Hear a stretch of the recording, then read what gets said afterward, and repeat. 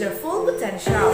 It's about equipping others with the right tools and strategies, not only to maximize the success of an organization, but also in the lives of individuals.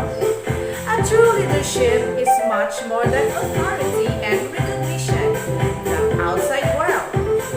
Leadership is all about breaking down barriers and leading others through uncertainty of the future. Why is it important to understand the different leadership styles? It's because understanding the different leadership types of leadership can help make you a better leader. Different leadership styles produce different results, and certain people are suited to different styles of leadership. There are many leadership styles. A good leader will choose the leadership style that is closely related to him or to her. Now, what are the different leadership styles? The first leadership style is democratic. Now, what is democratic? A democratic leadership group of members use their own knowledge and experience to reach decision. The challenges and answers are discussed and managed by the members of the group, and the entire group must be committed and agree to the action. The entire team must become involved. This type of leadership style involves leader by soliciting input from each of the team members, considering each person's opinion before settling on a final decision. This leadership style engages each person in the decision-making process, which can boost group morale, job satisfaction, and engagement. The second leadership style is counseling. What is counseling? Under this style, members of the group share their thoughts and ideas. They consult with the leader and they contribute information and ideas. They give their opinion of ideas presented by the leader and by the others in the group. The leader makes the final decision.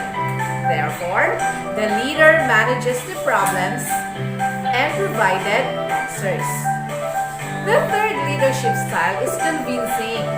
The leader must be able to convince team members that they are able to accomplish their goal. The leader has to be able to explain the advantages and disadvantages of his or her orders. These styles allows the leader to convince group members and gain their support. He or she is required to give or convince the team as to why the order was good and be able to eliminate any doubts that may arise. And for our last but not the least leadership style is the command. Under this style, the leader tells the group what to do or accomplish. He or she has to ensure that the problem is understood and immediately taken care of. The main role of the leader is to advise or direct. The group member role is to understand what is expected and do as he or she is told. The leadership style requires no feedback and is not concerned with the opinion of the group.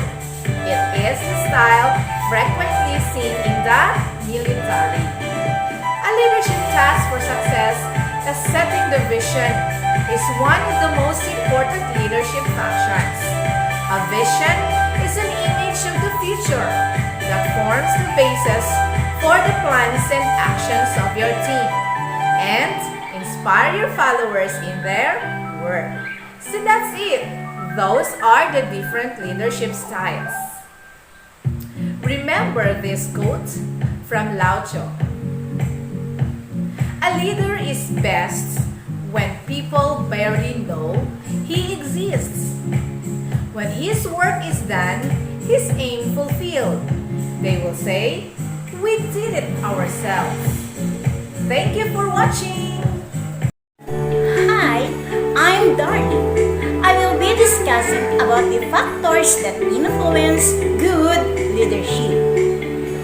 A leader is one who knows the way, goes the way, and shows the way. By John C. Maxwell.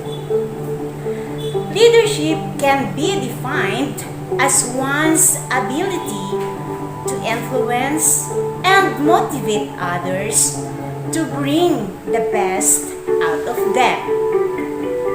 There are 4 key factors of leadership. One is the lead. The lead are the people you are trying to bring together as a team. The people you are ultimately responsible to. Number 2 is the leader. You get what you give as a leader. You must have an honest understanding of who you are, what you know, and what you can and cannot do. Know myself. As a leader, know your personal strength and weaknesses, capabilities, and limitation. You need to discipline also yourself in order to lead your team effectively. Number 3 is the situation. All situations are different. Leadership actions that work in one situation may not necessarily work in another. Consider all available resources before determining the best leadership action. To take in identifying resources, remember PEP: people, equipment, resources, and time. We all make mistakes. If you take the wrong action, reanalyze the situation. Take quick corrective action and move on. Remember, Brad. Back up, regroup, assess the situation, and drive on. Learn and reflect from your mistakes. Number 4 is the communication. Communication is the exchange of information and ideas from one person to another. Effective communications occurs when others understand exactly what you are trying to tell them, and when you understand precisely what they are trying to tell you, whether it is oral, written, or physical interaction alone. Pay attention to exactly what your team members mean when they communicate with you. There are importance of a good leader. One is providing guidance. Involves training, instructing team members along with vision or goal of the organization, and ensures no evasion from the vision or goal, even though it will warrant adopting corrective measures. It also entails the ability of the leader to give counsel that will allow team members to grow and develop. Number 2 is encouraging creativity. A good leaders abandon their egos and give room for their subordinates to express themselves in order to encourage new ideas. Innovation that can trigger an organization to move into the new millennium. Number 3 is motivation. motivation is vital to the achievement of an organization. A good leader ensures team members' energy is high to perform the job to their very best. An efficient leader motivates team members by building trust and confidence in them so that they can have a positive approach to the job and the organization at large. Number 4 is the communication. Communication is the coordination of work in an effectively efficient manner. Requires excellent communication between the team leaders and team members. Communication involves the exchange of ideas, information, and messages between people at a particular place and time through speaking, writing, or gesture. Effective communication is the bedrock to effective leadership, and as essence is to create understanding. Number 5 is the foster good values. The exhibition of a good values is vital to the achievement at an organization. A good leader will endeavor to foster good values among team members by exemplifying it. For instance, a leader that displays humility, integrity, and kindness will serve as a model for the team members. To imbibe such character, thereby and enhancing the productivity of the organization. Number 6 is conflict resolution. A productive leader manages conflicts that stand as a threat to the unity of a team members. Productivity and motivations conflict is best dealt with the primitive states. Therefore, it is important for a leader to discern signs of conflict early. To determine conflict, a leader would have to evaluate the situation, develop a common understanding of the problem, adopt solutions, and by agreement, select a solutions. Leadership qualities that make a good leader. 1. Influence. 2. Communication skills. 3. Delegation. 4. Confidence. 5. Organization. 6. Integrity. 7. Motivation. 8. Listening. 9. Ownership accountability.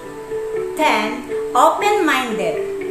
To become an effective leader and sustain in the leadership position, one must treat others as they would like treated. Therefore, leaders must avoid certain words and phrases that might be injurious to others. For example, I am the boss, or I am in charge. Number 2, you're lucky to have a job here. Number 3, I want result, not relationship. Number 4, I know everything. Number 5, that is not my fault. Number 6, that is the method we use around here. Number 7, I do not care. Number 8, it is impossible. Number 9, I'll do it myself. Number 10, failure is not an option. By using of these expressions, generate a negative effect. It should be clear that leader must always stay positive and avoid negativity to influence others and win their loyalty. Again, this is Darlie Altamea reporting. Thank you for listening. Hi, this is Sharina. After we have discussed the factors that influence good leadership, my report is to recommend that we should create a program planning team. As someone who is involved in the program development, you have some knowledge of what contributes to a certain program. You may also be a member of your program, which gives you different insight into which issues to address. The strongest programs, however, are drawn from eliciting a number of perspectives. Each will analyze and understand a different aspect of the program, what contributes to the program, and what would be an effective and appropriate response. We therefore recommend to organize a program planning team to expand the program definition and back it up with research and experience.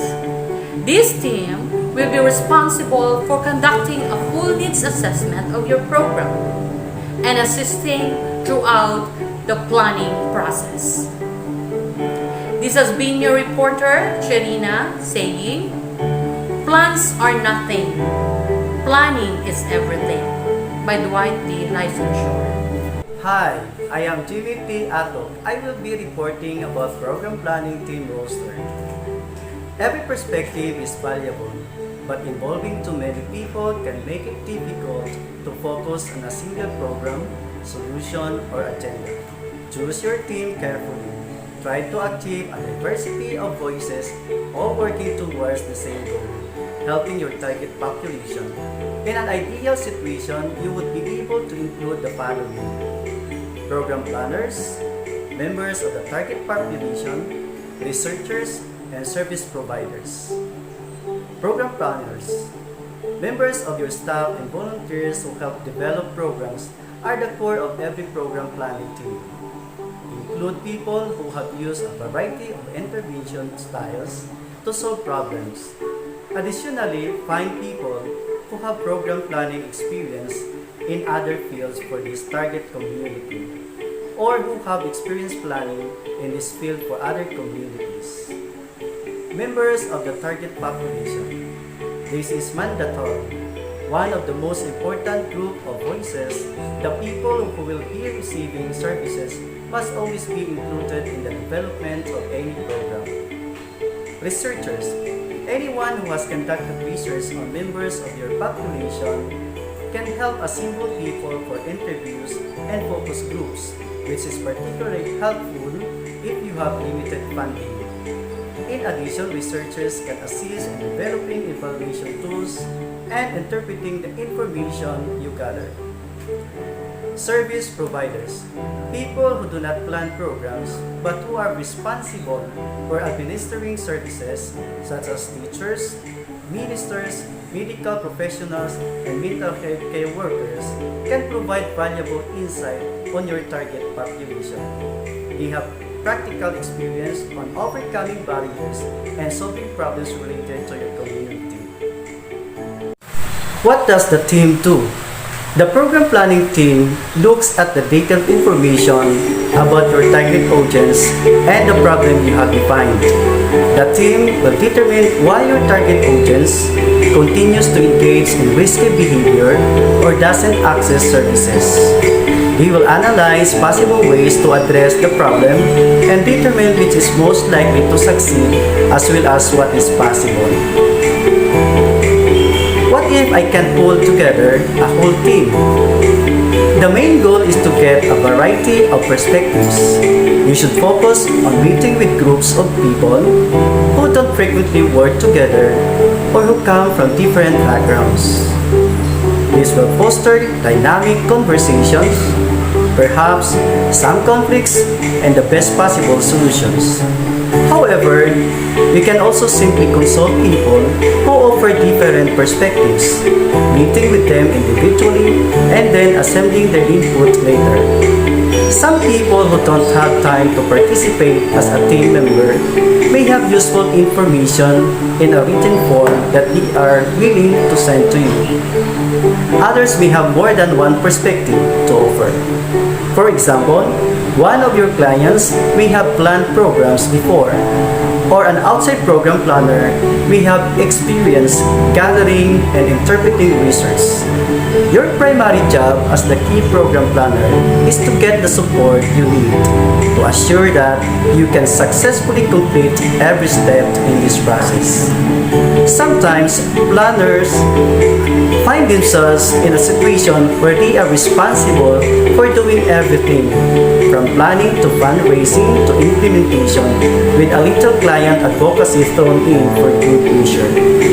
In other organizations, it is very clear which individual is responsible for the different aspects of every program. In either case, you need to be able to identify whom to include in the planning process to get the information and support you need. It is critical to seek feedback from others and ask any questions needed to obtain a full assessment of the problem. You will be surprised at the different assumptions that underlie a person's response based on background and area of expertise. All these assumptions are valuable and worth bringing to the surface. Once again, I am Jimmy T. Atok, your reporter.